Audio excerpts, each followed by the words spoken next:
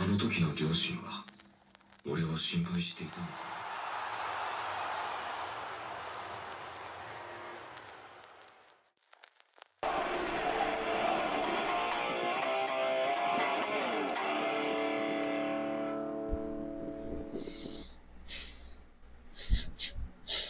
Welcome back to the podcast, mga kaibigan. I'm your host, Manny. And eto, what the? Di ko na alam. Paano ba to? Paano ba natin gagawin to? Grabe yung Smackdown ngayon, ah. Hindi ako nag-headset kasi pag nag-headset, wala naman ako kausap eh. Live, in person. So, parang nagka-arashes kasi ko eh. Malinis naman yung headset, good condition naman siya. Baka yung balat ko lang. Tisoy, charot. Hindi, sige. Let's dive down to it. Smackdown, featured by ang ating review session with Sinilip at Kinilatis. Again, don't be confused. Pag sinabing Kinilatis, weekly episode lang. Yung mga Smackdown, mga Raw. Pag Sinuri, andyan yung mga big events like WrestleMania, Royal Rumble, and so on. Smackdown in Chicago. Sino pa ba ang unang lalabas? Eh di syempre, ang second city saint. The man himself, the best in the world, CM Punk. And I love this segment so much. Siyempre, as usual, CM Punk talks about a couple of things. Inilawan ko lang, nakalimutan kong buksan yung ilaw. Rara speech. Pag sinabi mong Rara speech, yan yung mga parang hinahype mo yung mga taong kausap mo. Speaking in front of thousands of people. He's really good at it. And one of the things that I love about him, his promo skills, of course. Alam naman natin lahat yan, the pipe bomb and all that. Siguro we'll do a deep dive about CM Punk's career. Gusto kong gawin yan, ang tagal ko ng pangarap gawin yan, mga 10 taon na higit na. Nasa SmackDown si CM Punk, sino pa ba sasalubong sa kanya? Paul Heyman himself, former manager ni CM Punk. Meron tayong tinatawag na Paul Heyman guys. Ibig sabihin, mga minanage ni Paul Heyman and maganda yung naging career. Number one example would be Brock Lesnar, Roman Reigns, nakakita nyo naman, the Tribal Chief, and CM Punk. Marami pang iba, pero those are the notable ones. Tapos ECW, Extreme Championship Wrestling. Siguro pag-uusapan natin yan someday. But for now, let's talk about the heartfelt moment na magkasama si CM Punk and Paul Heyman in a WWE ring after a decade, 'di ba? After 10 years, 'di ba? Kasi hindi kasama yung sa Hall of Fame, Hall of Fame induction ni Paul Heyman na nandun si CM Punk katabi ng mga anak ni Paul Heyman. Mag-best friend sila sa totoong buhay.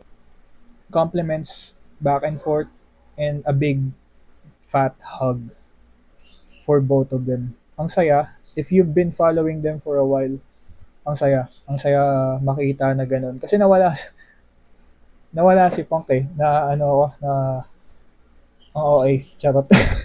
Paul Heyman is like a father figure. You'll figure it out. Tapos, ayun.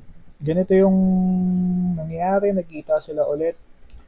Kaso, winarningan ni Paul Heyman si CM Punk na umalis na siya. Nakapag-speech na siya. You can go. Kasi nga, may bloodline. With Solo Sikoa, the Tongas, Tama Tonga and Tongaloa, GOD, Guerrillas of Death, from Japan. And yun, sila yung nagre-wreak havoc ngayon sa SmackDown as the Bloodline 2.0. And ito masasabi ko, hindi maganda yung naging run nila, pero eto mukhang they're picking up the pacing. They're kicking it up a notch. So let them cook.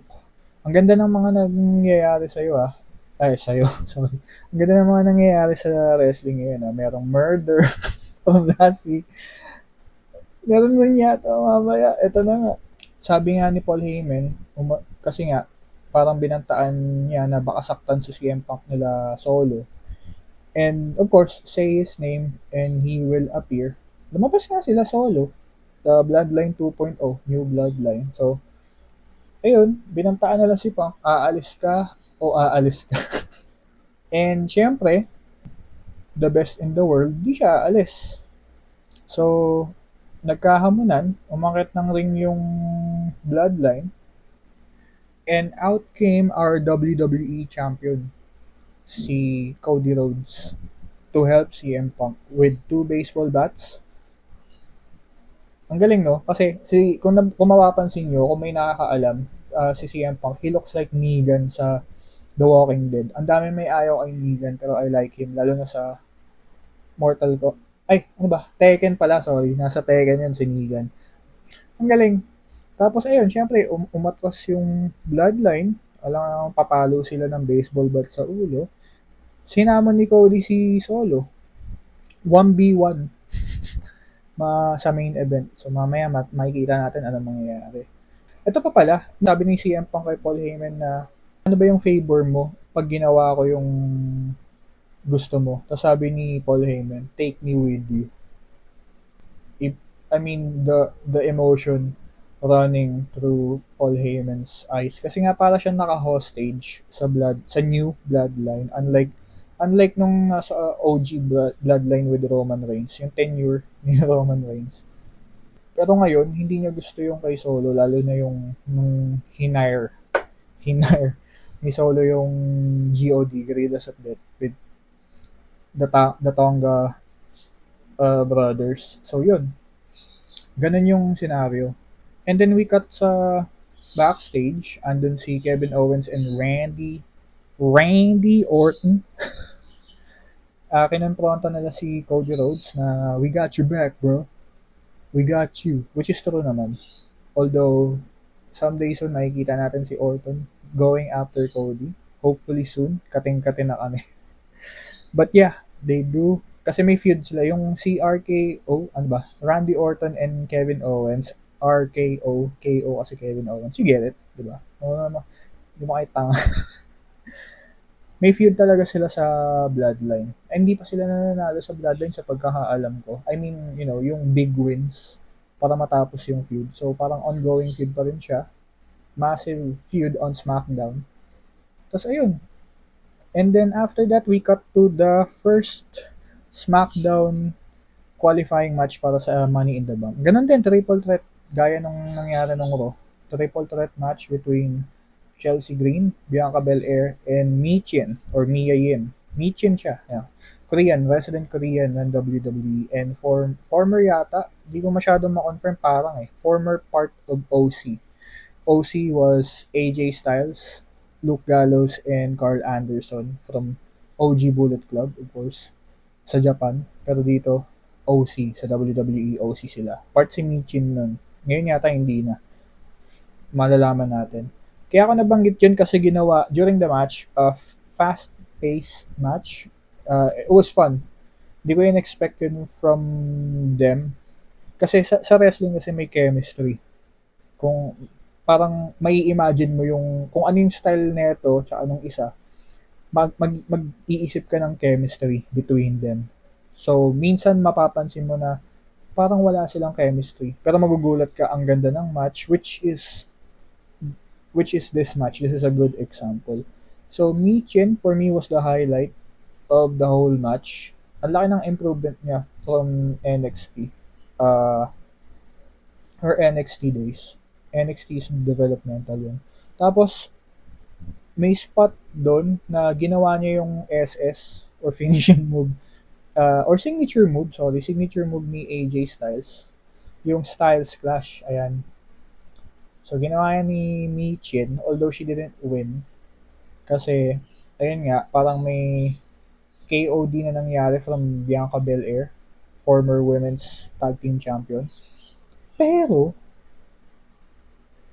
si Chelsea Green ang nanalo with the most devastating move in professional wrestling. Ang roll-up pin. Ayun, ganun yung nangyari. And Chelsea Green, unbelievable. Di ko na-expect na siya yung mananalo. So, I'm happy for her. And yung pop ng audience, they loved it. They wanted her to win. Magaling si Chelsea Green and she's owning her character a lot. So, props to her. Congratulations. Tingnan natin kung anong gagawin niya sa Money in the Bank. We'll see. Yun, tapos speaking of Money in the Bank, syempre kanina mo ikakashin yun sa champion, si Bailey. Bailey and Blair Davenport. Blair Davenport has a lot of history sa independent scene sa labas, lalo na sa Japan. So, kinumpronta niya si Bailey. Parang kasali yata si Blair Davenport next week sa qualifying match for Money in the Bank. So, sabi niya, pag napanalunan ko yun, cash in ako sa'yo. Tingnan natin anong mangyayari. We cut to a segment with backstage show, parang locker room nila, per se, ng Bloodline. Paul Heyman, mga kaibigan, tinatreta ni Solo. Sabi ni Solo, mag-uusap daw sila mamaya. So, di natin alam kung ano yung pag-uusapan nila. Ano kaya yun, yari.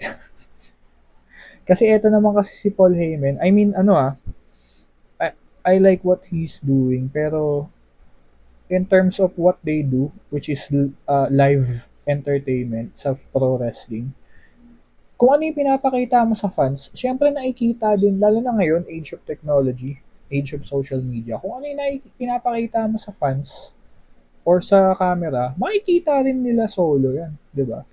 Na hesitant ka sa mga kilos mo in terms of helping them, ganun. Which is, ang hirap rin talaga kontrolin, to be honest. Kasi paano mo i-convey sa audience kung hindi rin malalaman nung part ng story. So it's a whole can of worms na open ko, sorry. Pero personal take ko lang yun. Still, Paul Heyman, one of the great talkers, one of the greatest managers in professional wrestling history. That's right. So yun, eto na nga. Eto na. We cut to a segment sa may parking area yata. Ito na nga. May parking area.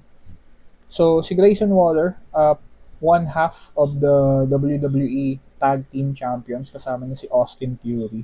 So, sila yung Tag Team Champions ng SmackDown. So, ang ka-feud nila ngayon is DIY, Do It Yourself, with Johnny Gargano, Johnny Wrestling, and Tommaso Ciampa. So, nagbabangayan sila sa may parking lot. Tapos, during ng bangayan nila, may kumalampag doon sa, alam niyo yun, yung pinto. Nakalimutan ko yung tawag doon eh. Yung pinto na bumababa. Parang, yun, para sa mga sasakyan. Kalampag ng kalampag, tas umangat kasi parang may nairita na, ano ba yun, kalampag ng kalampag? Tas binuksan niya na, pagbukas niya, lo and behold, holy shit, Drew McIntyre killed Punk. Mga kaibigan, minarder na ako. Ganda para siyang mala Star Wars. Yung big reveal, mga ganun. Grabe. I was like, akala ko parang may lang. Nung may kumaalam, akala ko parang, ayan na, magbubugbugan na yung sila Grayson Waller, DIY. Or akala ko parang, parang mishap lang sa staff na may nagsisegment tas may tumutunog. Pero yun nga, I mean, ang galing ng segue, di ko in-expect. I don't think anyone expected that. And the pop, I mean, nasa Chicago sila pero may pop pa din sa big reveal na ganun yung, oh man, Drew McIntyre murdered Punk. Duguan, nakikita niya naman sa litrato. Duguan, si Punk and Drew is just standing there looking at him na parang, I've had enough of your BS, punker. So, binuhat niya, Fireman's Carry, ang tawag dyan sa ganyang buhat, sa mga gustong makaalam. Fireman's Carry papunta sa stage. Dinala niya sa stage para makita ng buong Chicago ang ginawa ni Drew McIntyre. So, ayun, pinakita niya, he did the pose, yung it's clubbering time pose. Tapos, may kinuha siya sa kamay ni Punk, parang friendship bracelet. Alam ko, nakita ko na yun sa IG ni Punk eh. Parang nakalagay yata doon yung pangalan ng aso niya. Tapos kinuha niya sa kamay ni Punk, tapos binulsa niya. Tapos nung paalis na siya, syempre, ayan na, parang pulis. dumating yung mga crew and yung general manager ng SmackDown, si Nick Aldis. Dati siyang wrestler sa NWA, all that. Tinulak niya si Drew, tapos tinulak siya ni Drew. Gusto ko yung mga ganun, yung parang kala mo totoo talaga na, ano ba yung ginagawa mo? Ano ba yung ginagawa mo? Alam mo ba yung nagawa mo? Ginagawa mo. Ganun. Parang ganun yung exchange nila. Get the hell out of here. What did you do? Ganun. Ang angas. And I'm enjoying Nick Aldis as a general manager. Ang dami niyang mga moments so far sa sinaglit niya as general manager. Para mga isang taon pa lang yata. In-stretcher nila si Punk, ambulance, dadalhin sa local medical facility, hindi na naman masabing hospital, hindi ko alam kung bakit. Local medical facility. Another murder. Ang daming murder nangyayari ngayon sa wrestling. Bakit? Kaya ako nakaitim ngayon kasi, rest in peace. Charot, hindi naman siya patay. What's gonna happen here? Exciting times. Akala natin nag-quit na si Drew. Less than a week, binugbog niya si Punk ng ganun. Punk is rushed. Hindi pa siya cleared Keep in mind, hindi pa cleared si Punk to wrestle. So far, ang schedule ng mga pay-per-views is, eto nga sa July 6, Money in the Bank, tas the following month, Bash in Berlin yata, and then SummerSlam na. So siguro sa SummerSlam, by SummerSlam din sila magpapang-abot. Titignan natin. Money in the Bank qualifying match, triple threat ulit, between Melo and Randy Orton and Tama Tonga. So, ang weird kasi, di ba pinakita si Punk na rush sa ambulansya. So, nakat yung entrance ni Melo, nasa ring na siya agad. Usually yun para sa mga jobber yun. Pag sinabi mong jobber, yun yung mga parang patalo. Tapos parang patalo lang sila, tapos binook sila para pagmukhang maangas yung mananalo. Yun yung mga jobber. Kumbaga wala sila talagang continuing storyline. Ganun yung naging itsura ni Melo kasi wala siyang entrance Tapos ayun na si Orton, si Tama Tonga. Ang ganda, spot fest. And parang may moment doon na pinagtulungan nila si Orton kasi parehong heel yun si Melo tsaka si Tama Tonga from the bloodline of course. Nakabawi si Orton, binuhat niya papunta sa mga table. Tapos, ang ganda. Yung gusto ko yung mga spot ni Orton na gano'n, yung vintage Orton na DDT sa dalawa. And yung mga superplex. Pero of course, athleticism ni Melo ang nag-prevail. And ito nga, katulad kay Chelsea Green, hindi ko in-expect na siya yung mananalo. Kasi, ayun ulit, the most devastating move ulit in professional wrestling. Roll up pin kay Orton. And Orton took the pin Orton took the pin. So, parang nandito talaga siya. Parang siyang bumalik talaga para mag-put over ng younger talent. Melo won and despite not having an entrance, nasa ring lang siya agad. He won. So, he's qualifying for Money in the Bank. Excited to see him there kasi, di ba, high flyer, tas may ladder. Ano pa i-expect mo? So, kita-kits. Lumabas na ang paborito ng lahat, si LA Knight. Yeah. Nahanap niya si Logan Paul. And oo nga pala, para sa mga hindi nanonood ng wrestling pero mahilig mag-YouTube. Oo, si Logan Paul, United States Champion sa SmackDown. Natalo niya si Rey Mysterio. Bihira lang siya lumabas. Pero, he's really good. Panoorin niyo yung mga match niya. Very athletic. Very talented young man. Young man kasi mas matanda ako sa kanya.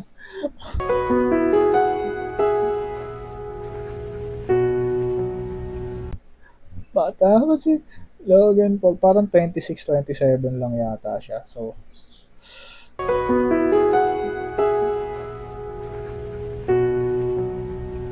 di ko, alam mo yun, parang feeling ko kaedad ko lang siya, ganun yung pakiramdam, alam mo yun, yung ganun pakiramdam.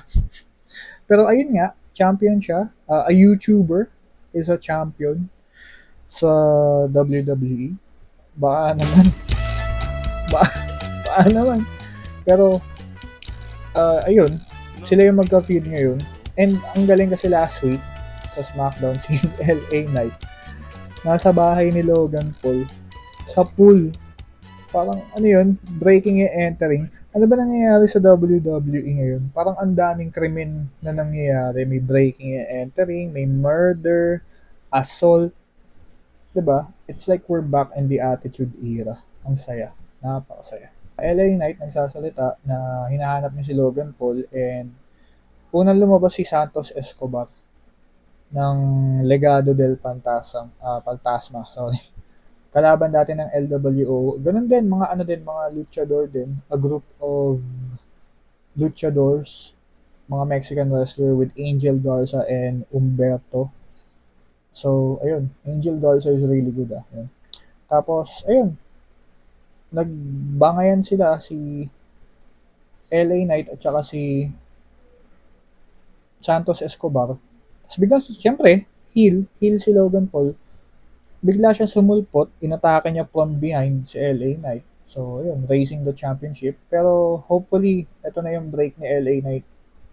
Naniniwala akong ma-elevate niya yung United States title. Feeling ko sa Money in the Bank sila maglalaban. Kasi parang may segment na sabi ni LA Knight, ang ina-after niya is yung United States title muna bago yung Money in the Bank. So, di ba? Double champ ko, no? Pero sana wag na tayong mag-double champ WWE. Tsaka na ulit, mga 10 years from now. We're gonna go to the second men's qualifying match for the Money in the Bank. Kevin Owens versus Grayson Waller versus Andrade El Idolo. Favorite ko yan, si Andrade El Idolo. And dahil favorite ko siya, spoiler alert, siya yung nanalo. Very unexpected, hindi ko ina-expect yun. Ang saya-saya. Andrade El Idolo on a Money in the Bank. Gusto ko siya manalo. Ina-expect, actually kasi di ba nasa Canada yung Money in the Bank. Ang ina-expect ko manalo si Kevin Owens kasi Canadian siya. So, he's not even in the match anymore. So, paano siya mananalo? And wala na akong maisip na ibang Canadian na pwedeng isali sa Money in the Bank bukod kay Sami Zayn, pero Intercontinental Champion siya. So, tignan natin. Pero Andrade El Idolo. Ang ganda ng match. Grayson Waller, although half siya ng tag team champions.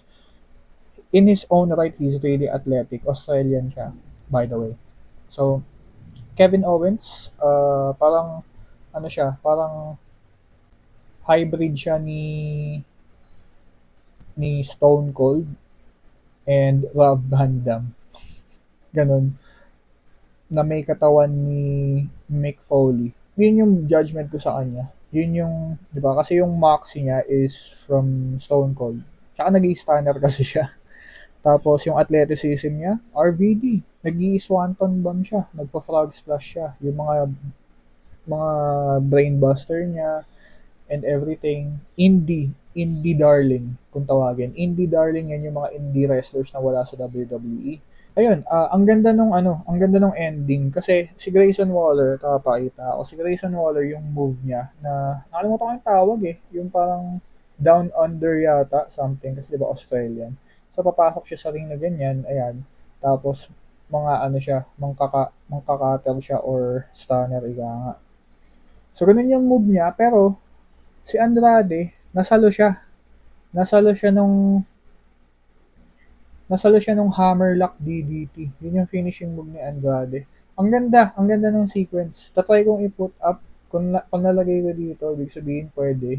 Pag wala dyan, ibig sabihin copyrighted. Hindi pwede. So, but anyway, ang ganda. Congratulations to Andrade. I hope siya manalo ng Money in the Bank. Siya yung pick ko. Kayo, sino yung pick nyo? Comment down sino yung pick nyo para sa Money in the Bank. Although, mangilan-ngilan pa lang yung qualified. Tingnan natin. So, we still have 2 more weeks. 2 or 3 more weeks yata. And then, there you go. On to the main event. Cody Rhodes and Solo Sikoa. Na halos hindi natuloy. Hindi ko alam i-review ko. Pero parang may narinig ako sa commentator or sa announcer na may time limit na kasi parang pa-end na dapat yung show. Kumbaga kung ano yung naka-schedule sa kanila sa time slot sa TV. So, parang umikli yung match. Ang nangyari, nagka-match, parang 1 minute after, lumabas agad yung bloodline. So, bugbugan. Tapos, dumating si Kevin Owens, tsaka si Orton, syempre, feud nga eh. Tapos, na-corner na nila si Solo. And eto personal take. Yung mga ganyan, na nakikita nyo, yung mga ganun-ganun. Mga ganun-ganun na, "Oh, tama na, okay na, awat na." Medyo nagsasawa na ako si Ric Flair may kasalanan yan eh. Pero parang nagsasawa na ako sa mga ganong poses ng mga heel. Ba't hindi ka na lang parang manatili na yung, oh shit, I'm in deep trouble, parang ganun. But personal take ko lang naman yun. So, ayun nga, may ganong moment, ko-corner rin siya ng tatlo, Cody, Randy, and Kevin. Out came Jacob Fatu. So, quick introduction lang. Jacob Fatu is one of the most, or ano ba, paano ba magandang term, is isa sa mga pinakamatunog na pangalan sa independent scene, MLW and everywhere else. Now he's in WWE. Part siya ng Bloodline? Yeah. Part siya ng Bloodline, yes. Kasi tatay niya, kapatid ni Rikishi. Tatay niya kapatid ni Rikishi sa pagkakaalam ko. And Umaga. Rest his soul. So, yeah. Sam Fatu, yata. So, yun. Bloodline nga eh. Kaya nga Bloodline. Kasi magkakamag-anak talaga sila. Mga Samoa na magkakamag-anak. Yun ang ano nila. Yun ang shtick nila. And he's a really impressive guy for his size. Magkakatawan sila ni Owens pero he looks great.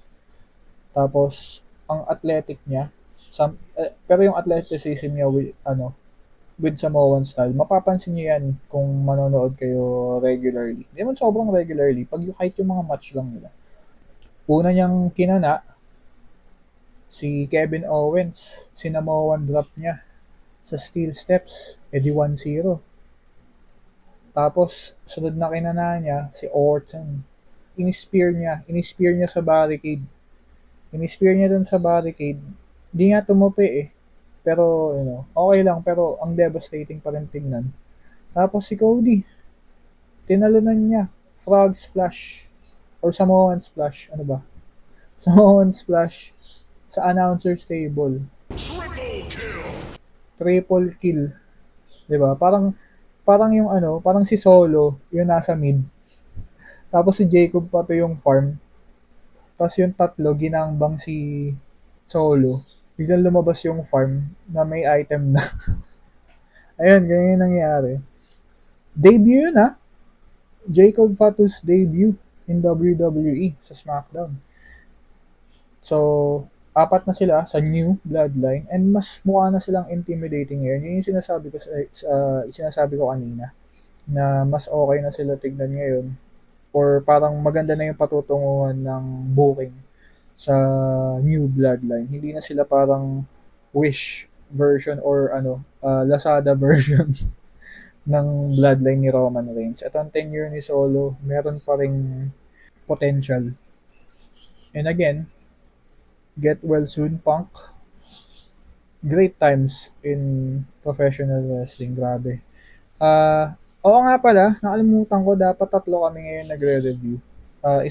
Dalawang friend ko, yung isa, medyo di siya naka-attend kasi birthday ng mama niya and happy birthday. Kilala mo kung sino ka, shoutout sa'yo, tita, sa mama mo.